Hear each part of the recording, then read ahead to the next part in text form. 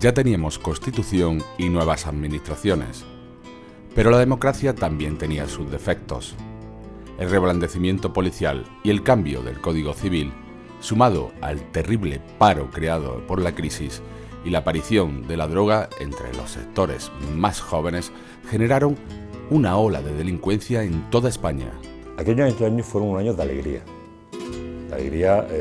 no contenida y posiblemente poco madurada. Es decir, posiblemente no es que, porque no era, yo creo que en muchos casos casi no tenía explicación esa alegría, porque era una realidad de que de repente la gente podía hacer lo que podía moverse, podía hablar. Claro, salieron todas las mediocridades y las maldades humanas salieron a la luz, lógicamente. Pero claro, es que eso pasa en todas las democracias. Yo sigo siendo un firme defensor de la libertad individual y colectiva, como el motor que debe mover el mundo, ¿no? O uno de los motores, no es el único, está también la justicia y la justicia social, ¿no?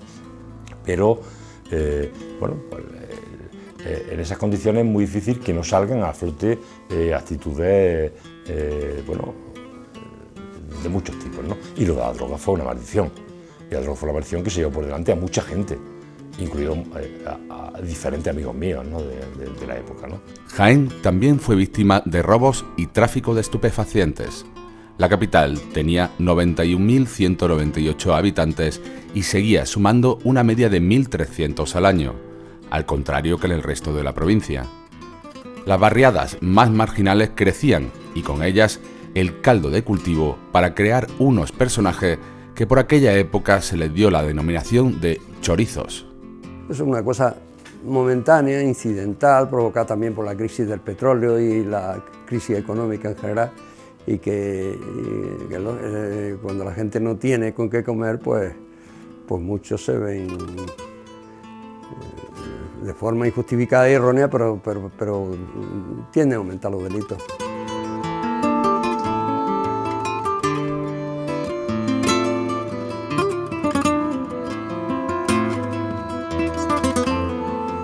...25 de abril... Tras el resultado de las municipales, el baezano Leocadio Marín, que ya era concejal por Jaén, es elegido presidente de la Diputación Provincial. 27 eran los diputados provinciales, 15 del PSOE y 12 de UCD. La lista que se mandó a Madrid para la Diputación incluía 3 nombres: Cristóbal López Carvajal, Leocadio Marín y Francisco Vico. Esa era la propuesta. Y de Madrid, sorprendentemente, la lista viene cambiada. Viene Leocadio Marín el primero, Cristóbal López Carvajal el segundo y Francisco Vico el tercero. Convoca el secretario general a todos los concejales y dice que la lista definitiva es de primero él, Emilio Arroyo, segundo Cristóbal López Carvajal y tercero Paco Vico. Y me excluye a mí de la lista. Yo actué torpemente, me sentí ofendido y me fui a mi pueblo, me fui a Baeza. Me llamó Cobo, el presidente del partido, y me dijo que el cambio que había hecho Emilio Arroyo no era aceptado por Madrid, que la decisión del Comité Federal de que yo iba al número 1, Cristóbal el 2 y Paco Vico el 3, era inamovible, y que por tanto habían llamado a Emilio Arroyo para decirle que no, que se dedicara a la alcaldía de Jaén y que no estuviera en la Diputación, y que restituyera la lista que...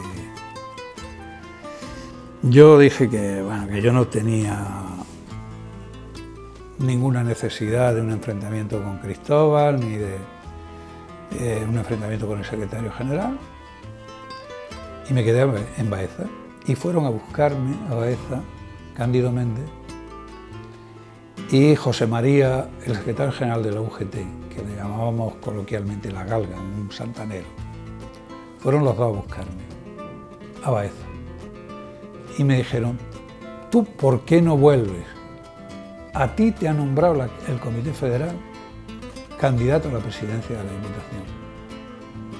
Esta tarde hay una reunión de la Ejecutiva Provincial y tú te vienes con nosotros. Me convencieron, tuvimos la reunión de la Ejecutiva, Miguel Cobo planteó en términos muy estrictos, tengo un telegrama de la Ejecutiva Federal, del Comité Federal, en el que el candidato a la presidencia es Leucadio Marín, y tú tienes que decirnos ahora mismo si aceptas o no que volvamos a ir a votar las listas en el juzgado. Y yo dije, acepto si Cristóbal López Carvajal acepta ir de número 2. Y Cristóbal aceptó ir de número 2, cosa que le honra, porque él había sido el candidato del partido en la provincia.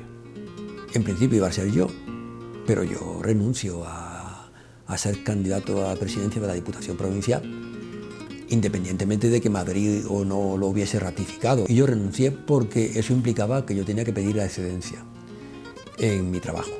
Yo en aquel momento no tenía interés en pedir la excedencia por razones puramente laborales y económicas, fundamentalmente. Y luego yo también reconozco que yo tenía un cierto miedo escénico. La política tiene un componente de representación social que es inevitable, pero que a mí me ha resultado siempre algo que he tenido que sobrellevar con una cierta... no me sentía cómodo. Y al renunciar, pues se abre un abanico en el que participa Leucadio, Juan Ramón Pajares también, que era el número 7 del Ayuntamiento de Jaén.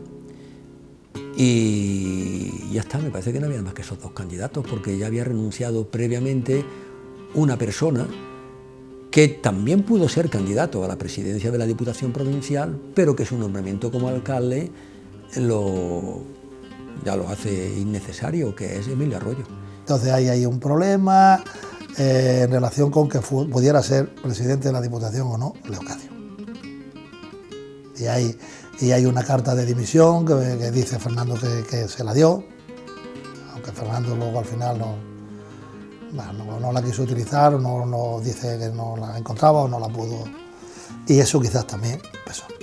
Sorpresivamente es elegido Leucadio Marín como presidente de la Diputación, cuando el previsto era primeramente Cristóbal López Carvajal, que pasa a ser vicepresidente. Yo tengo que agradecerle a Cristóbal que aceptara aquella decisión, trabajó conmigo con absoluta lealtad, se dedicó a lo que le ha apasionado toda la vida, que es la medicina. Le di como responsabilidad los centros hospitalarios y prácticamente su despacho lo tenía allá abajo en el hospital. Y mantuvimos una relación tensa, pero sin ningún tipo de incidente. Es decir, siempre yo respeté sus decisiones en lo que correspondía al área sanitaria. Él respetó mis decisiones y las decisiones del grupo en lo que se refería al resto de la gestión de la Diputación. La faceta de Cristóbal López Carvajal se centró durante estos 4 años en el desarrollo sanitario de la ciudad. Y yo estuve muy bien en un segundo plano, dedicado fundamentalmente a los temas que a mí me gustaban, que eran los temas sanitarios, ¿no?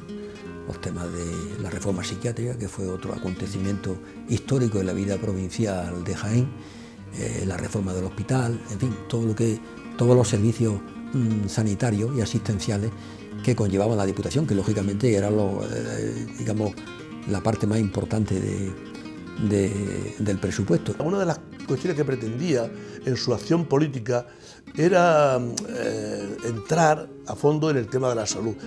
Sobre todo su obsesión era la reforma psiquiátrica. Y entonces pues se hizo vicepresidente de la Diputación, cogió la rienda de la Fundación Pública Miguel Servet, donde estaba el sanatorio, entonces Sanatorio Psiquiátrico de los Prados, y bueno, empezó a acometer la reforma psiquiátrica, que bueno, estuvo durante unos años, no exenta de polémica. Al no tener asegurada la alcaldía de la capital para el PSOE, el candidato a la Diputación, en un primer momento, era Emilio Arroyo, ya que la consecución era más segura. Con la llegada del tripartito a nivel regional y ser nombrado alcalde, cambia el candidato a la presidencia del estamento provincial. Emilio Arroyo fue elegido el diputado provincial. por la circunscripción provincial de Jaén, porque no sabíamos si en los pactos que a nivel regional se iban a establecer, Jaén caería del lado del PSOE o caería del lado del Partido Socialista de Andalucía o caería del lado de los comunistas, que yo no estaba claro. Entonces, si Emilio no hubiera sido alcalde, posiblemente Emilio hubiera sido el candidato a la presidencia de la Diputación Provincial. En el comité del partido habíamos aprobado que en caso de que yo fuera elegido alcalde, entonces yo renunciaría a ser diputado. Y entonces que me sustituyera otro concejal, que estaba previsto que fuera diputado y presidente de la Diputación en ese caso, que sería Leocadio Marín. Si salía elegido alcalde, aparte de renunciar a ser diputado, por supuesto, porque yo no quería estar en Diputación si era alcalde de Jaén, es que además también renunciaba a ser secretario provincial del partido, porque no quería tener que defender políticamente unas posturas de partido, siendo el alcalde de la ciudad, que tenía que tratar de aparecer como alguien conciliado. Yo con Leocadio he tenido unas relaciones magníficas, porque en mi época de vicepresidente y en la etapa en la que yo llevaba la Fundación Miguel Servet, la confianza de Leocadio en mí era absoluta. O sea, lo que yo decía no tenía ni que explicárselo. Decía, tú lo has dicho, eso se hace y punto. Desde el año 79 ya se veía que llegaban el resultado de las elecciones y se auguraba que Jaén provincia era una provincia socialista. Luego, por tanto, la Diputación siempre iba a estar en manos socialistas. Esa profecía se ha cumplido hasta el día de hoy. Claro, es que representábamos el cambio, ¿no? Representábamos el cambio, y el cambio suponía la ilusión, en primer lugar, de tener una responsabilidad política y el reto de poder cumplir con las expectativas. En mi discurso de presidente de Diputación de toma de posesión, reclamé para mí la legalidad republicana que representaba el último presidente, que había sido Alfonso Fernández Torres. 1 de mayo, 2.000 personas celebran el Día del Trabajador, que por aquella época seguía denominándose San José Obrero. Las dos centrales sindicales mayoritarias, Comisiones Obreras y UGT, organizan esta manifestación por segunda vez unidas, sin incidentes. La UGT no era muy partidaria de hacer acto unitario con comisiones, por la exigencia quizás más radicales que poníamos dentro de comisiones, ¿no? Para las pancartas, para los eslóganes, etc. Entonces casi nunca llegábamos a acuerdo. Al principio sí, hubo acuerdo, había menos beligerancia, pero ya en sucesivas manifestaciones fue difícil, precisamente creo que por esa oposición. 17 de mayo, comienza un Congreso Nacional del PSOE con enfrentamiento, el de abandonar el marxismo que venía en los estatutos del partido y cuya eliminación de la referencia estaba respaldada por la mayoría de la Comisión Ejecutiva Federal. Era una apuesta clara por la socialdemocracia impuesta por el exterior, alejándose, una vez más, de las propuestas del eurocomunismo. En la ponencia política fue una enmienda para retirar el marxismo y fue derrotada. Y fue derrotada pues porque todo era muy marxista. La provincia de Jaén estaba evidentemente muy fracturada, muy fracturada. Y yo creo que en aquel momento las tesis mayoritarias eran, si no me equivoco, en pro del marxismo. Eran agrupaciones locales y cada una votaba lo que estimaba oportuno. Íbamos divididos. La delegación de Jaén casi 50%. Llegamos al Congreso y había una predeterminación de que había que acabar con las dudas. Durante la celebración del 26º Congreso del PSOE, salta la bomba informativa con la dimisión de Felipe González por diferencias en la eliminación de la denominación marxista del partido. González no estaba dispuesto a dirigir un partido que aceptaba esa resolución. El problema era marxismo o no marxismo. Entonces Felipe estaba en esa línea, bueno, y todo lo que es el aparato del partido. Estuvimos luchando en la ponencia y salió efectivamente derrotar la tesis contraria y salió el apoyo al marxismo, ¿no? Entonces, cuando Felipe, parece ser, que monta un poco en cólera, Y dice que con eso no sigue adelante, que no puede representar eso. No sé, cosa que también hay un momento que te extraña, ¿no? Pero, joder, yo cuando lo conocí eso me rebasaba a mí, por lo menos pretendía, ya, con el tiempo se ha visto que no, pero pretendía rebasarme por la izquierda, ¿no? Y Felipe dijo que, vale, que estaba muy de acuerdo con todo lo que había salido, tan de acuerdo que él no podía aceptar estar en un partido que tenga como elemento fundamental un marxismo en el que no creía, y dimitió. Y lo que hiciera la delegación de Jaén se convertía en clave, que era cuál fuera la posición de Jaén. Ahora que nos asustamos de todo, nos pegamos en los pasillos, físicamente. Yo recuerdo que formaba parte de la delegación un militante de Linares que se llamaba Lara, de apellido, no recuerdo el nombre, que en un momento determinado, como faltaba uno que se había despistado y no estaba en aquella votación que estábamos haciendo, la delegación de Jaén, el resultado fue 30-30. Y entonces dijo que no aceptaba esa votación, que faltaba uno y que teníamos que buscarlo. Dijimos, no, esta es la votación, el que no ha asistido a la votación no vale. Y por tanto la delegación de Jaén se abstiene. No aceptaba. Entonces me cogió de la camisa, yo me lo quité como pude, nos dimos unos cuantos golpes hasta que los compañeros se metieron por mí y dijeron, ya vale. Hubo alguno que cuando iba a votar no estaba y hubo que echar a correr a buscarlo. Lo tenían sujeto en un bate para no dejarlo salir a votar. No digo quién, porque ya es demasiado. Pero eso ocurrió con una de las agrupaciones locales de Jaén. Porque por lo visto lo que iba a votar, que otros de su misma agrupación no estaban de acuerdo en que lo votara. Fíjate lo que fue aquello. Pero claro, aquello era absolutamente incontrolable. Vio Felipe González que si quitaba el término marxista y dejaba como socialista amplio, donde había marxistas y no marxistas en el Partido Socialista, pues sería más fácil tener más fuerza, más unión, más cantidad de votos. Y efectivamente, en 1982 el Partido Socialista, gracias a eso y a la debacle de la UCD, llegó a tener 202 diputados. La retirada de Felipe González abrió un proceso ideológico en el seno de los socialistas.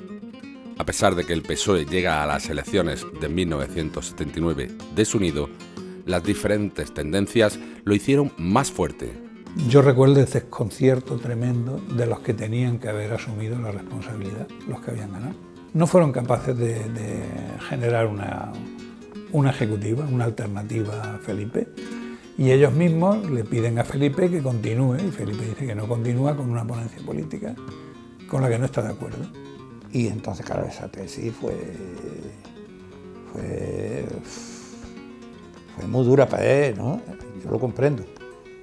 Y entonces fue cuando dijo que se retiraba. Y aquella noche fue algo tremendo en el 28 Congreso. Pero el 28 de septiembre, dentro de un congreso extraordinario, logra borrar a Marx del Partido Socialista y abrazar la socialdemocracia imperante en gran parte de Europa. Fue reelegido secretario general. Aquí en Jaén tenía esto mucha importancia porque uno de los adalides de esa corriente, por lo menos que querían utilizar, era Alfonso Fernández Torres. Y había un personaje muy robusto en este asunto, intelectualmente, que era Alfonso Fernández Malo, que sí sabe lo que es el marxismo, sí lo sabe, por lo menos lo sabe exponer y sabe decirlo, pero la inmensa mayoría de los marxistas que yo he conocido no saben ni de lo que hablan. 19 de mayo. Se puede hacer realidad la creación de una facultad de Derecho para Jaén, incluida en el Colegio Universitario Santo Reino. En esa época había un concepto de universidad que todavía de alguna manera sigue coleando, ¿no? Una universidad no era universidad si no tenía Derecho y Medicina. Era una premisa que se daba, bueno, parecía que era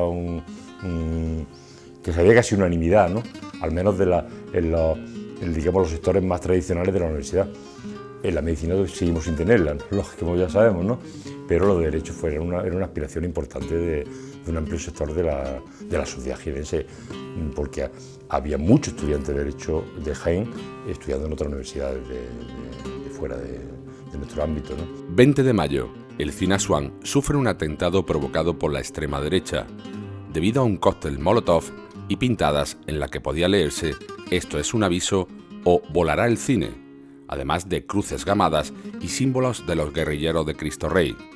La causa fue la proyección de la película 7 días de enero, dirigida por el miembro del Comité Central del PC, Juan Antonio Bardén, que narra el asesinato de los abogados laboralistas de Atocha.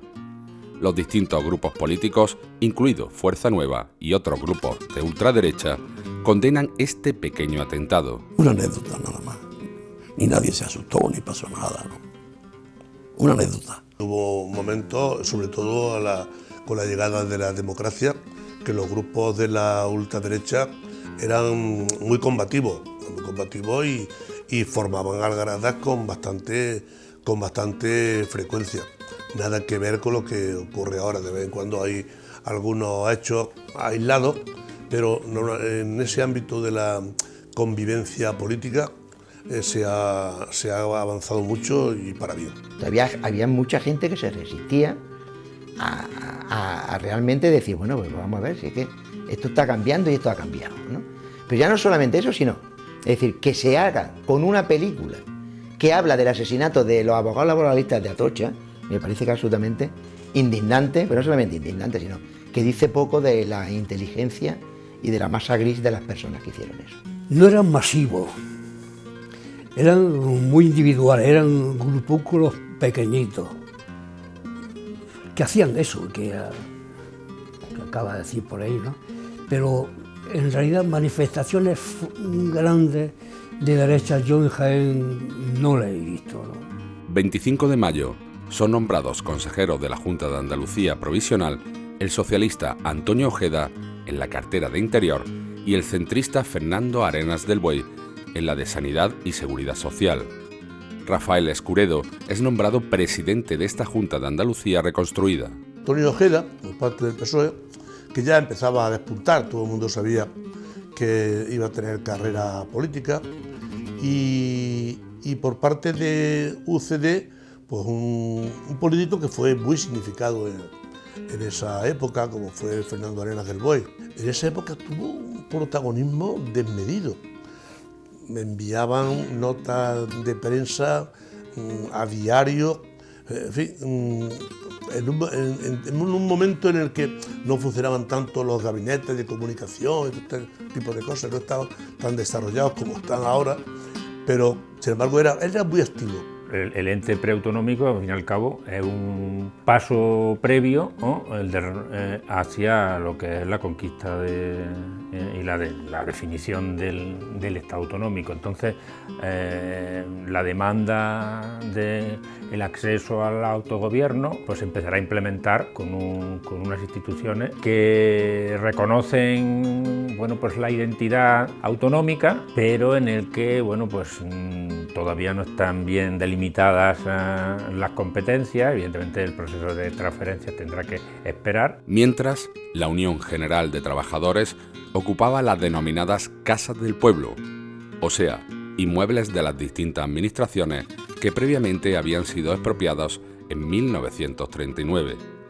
Incluso el 7 de junio, UGT y comisiones obreras intentaron ocupar el local del antiguo sindicato Vertical, que acabó custodiado por la Policía Nacional. Lo tomamos, lo concentramos allí, miembros de los comités de empresa y delegaciones de algunas uniones locales, tanto de UGT como comisiones. Estuvimos ahí un rato pues, protestando y hasta que al final lo desalojaron. Fue un acto un poco simbólico de los sindicatos, pero bueno, tampoco pasó a mayor. Yo sé que la policía tuvo que intervenir. 26 de mayo, la explosión de un artefacto en la cafetería California 47 en Madrid causa 9 muertos y numerosos heridos. Los miembros del Grapo condenados por ello atribuyeron el atentado a grupos parapoliciales de extrema derecha. Era lamentable, o sea, era constante, Grapo, ETA, es que estaban en su fulgor, ¿no? 27 de mayo, el Ada Jaén de balonmano se proclama campeón de la División de Plata y asciende a División de Honor, donde permaneció 2 años. Se trataba del primer club andaluz en conseguirlo, una edad de oro irrepetible para este deporte. 28 de mayo, casi 1000 alumnos salen a la calle para manifestarse en favor de la integración del colegio universitario en la Universidad de Granada. Quizás acabara convenciéndonos la necesidad de creación de la Universidad de Jaén, la propia mezquindad de la Universidad de Granada, que nos tenía como una especie de espacio accesorio sin apenas, al que prestaba bastante poca atención. Lo del colegio universitario era una especie de academia universitaria, ¿no?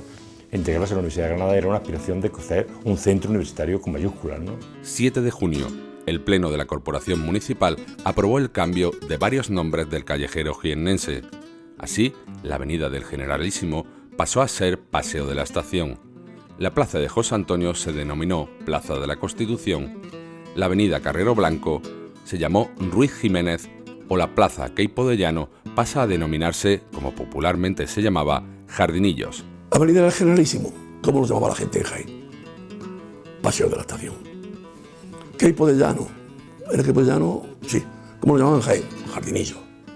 Pues ese fue el nombre que le pusimos. No pusimos Pablo Iglesias, ni Carlos Mar, ¿comprendes? No. Y a la Plaza de las Palmeras, como no había palmeras, dijimos, pues esta va a ser Constitución. Punto. Ahí no hubo ningún tipo de crisis interna dentro del bloque de la izquierda, sino que todos estuvimos de acuerdo en hacer los cambios. Es que era gordo. Era una exigencia democrática de la gente, a lo mejor no lo reivindicaba y no lo pedía a voces por la calle, pero se esperaba que un ayuntamiento democrático empezara teniendo gestos democráticos, y ese fue un gesto democrático. Aunque aparentemente se viera como una polémica inicial, ¿no crees tú que los que estábamos en el ayuntamiento pasábamos de esas cosas?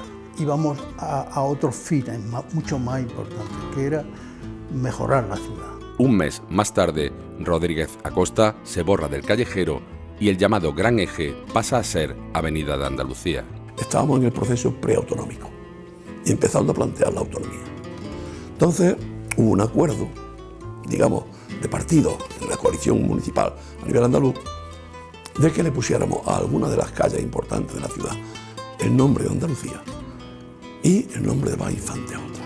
Coño, pues dijimos, oye, el Gran Eje, que a nadie se molesta, ni nada por el estilo. ¿Y cómo resolvemos las cosas? Y vamos a hacer una cosa muy bonita. Avenida de Andalucía. Y lo que hay en medio, que estamos en una fuente de puesto allí que se estallaban los coches, que nosotros lo modificamos para que no hubiera ese problema ya, eso se va a llamar Glorieta de Blas Infante.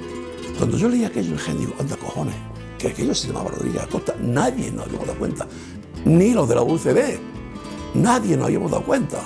Lo que vamos a llevar al Pleno va a ser que el segundo tramo, que está allí todavía muy improvisado, del Gran Eje, se llame Avenida Andalucía y parta desde la Glorieta de Blas Infante. Y no tocamos el nombre del primer tramo, para que nadie se ofenda. Pues bien. Yo no sé si terminé de hablar con todo o no, pero me parece que sí. Por la mañana, el Morales del diario Jaén se ha encargado, y carta del señor Rodríguez Acosta. Muy digno y muy honrado, porque me han dado el mismo trato que a José Antonio, primo de Rivera, y que para aquí, y que para tal. Tantas batallas como descanso deja. Y llevamos al Pleno el cambio de nombre. Con Arroyo como nuevo alcalde, el consistorio comienza a reunirse con los vecinos para conocer las necesidades de los barrios y poder actuar.